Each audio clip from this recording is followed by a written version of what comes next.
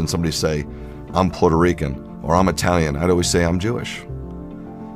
But then I got to a point, there was so much anti-Semitism in the Bronx that I didn't want to be Jewish anymore. I'm not so sure I was ever tied into Judaism, to be honest with you. So I got pulled into some Eastern cults. I got very involved in martial arts. Martial arts sometimes is just not a sport, it's a religion.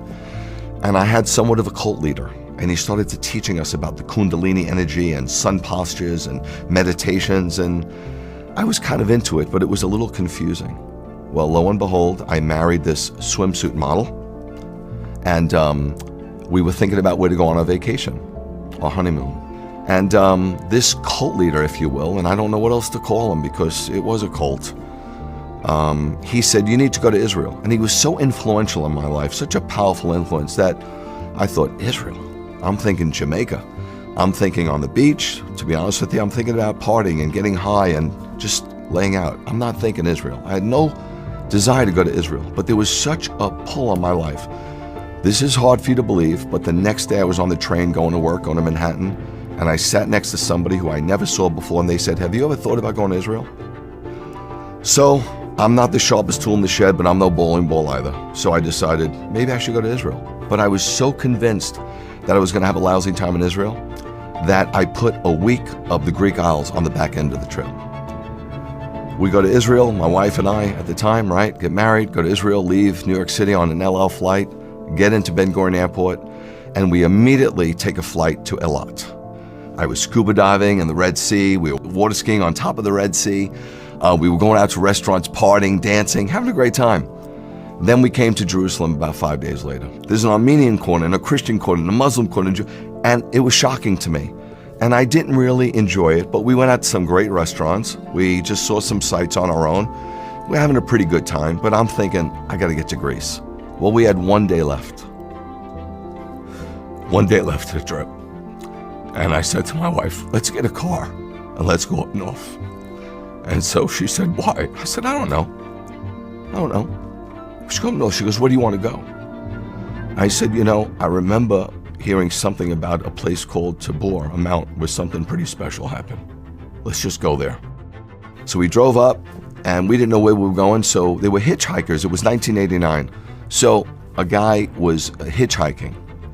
And so I took him where he was hitchhiking, and I look over to the left, and I see this mount. And it's very strange, but the mount was calling my name. I felt as if somebody had a rod and they casted it off the top of that mount, and the hook went into my chest. And as I'm driving up, I got a little exasperated. So in reality, we're looking for this Transfiguration Mount because something happened there, right? And I get up to the mountain, and I got out of the car, and I ran to this covering, and there was a plaque, and it said the Basilica to the Transfiguration. And I heard a voice, and the voice said, come away and pray with me. But I didn't know how to pray. So I emptied myself and closed my eyes, and I saw a vision. And I know that sounds weird, but people all over the Bible saw visions. And I went to a trance-like state. And I know that sounds New Age, but Balaam went into a trance-like state in the Bible, and others have. And I saw the eastern sky open up. And I saw somebody come out of that eastern sky. And it came down and descended. And his face shone like the sun, and his clothes was white as light. And he pressed himself up against me. And the first thing he said is,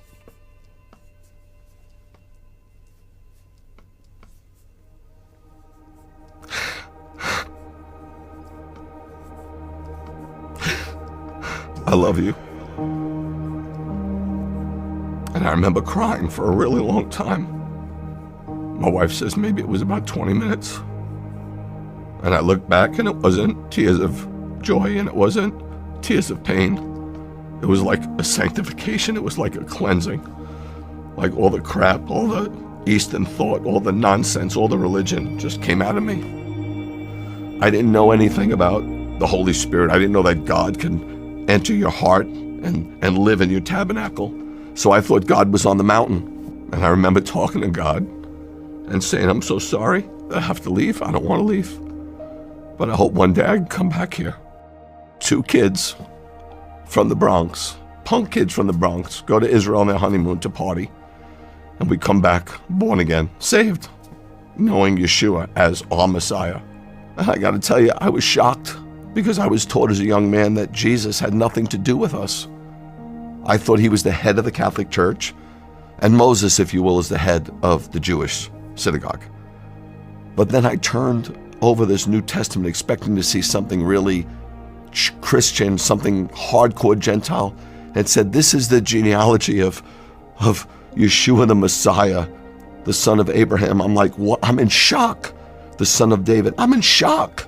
I'm reading this genealogy and it's purely a Jewish genealogy. I get into other parts of the gospel and I see he's circumcised on the 8th day like me. His mother goes through purification rites, Tohar, like my mom. He has a Pinyan Haben and dedicated, like I was. Man, I can't believe it. So to this day, when they say to me, you know, Rabbi Greg, Jesus was Jewish, I'm like, what's with the past tense? It doesn't matter, but that's a fact. And the crazy thing is, I was secular, right? How did Jesus, the head of the church, bring me back to my Judaism? So if you believe in Yeshua, you don't become less Jewish, you kind of become more Jewish. Jesus never gave up being Jewish. He's born a Jew, he was raised a Jew, he was Torah observant, he died a Jew, he was buried a Jew,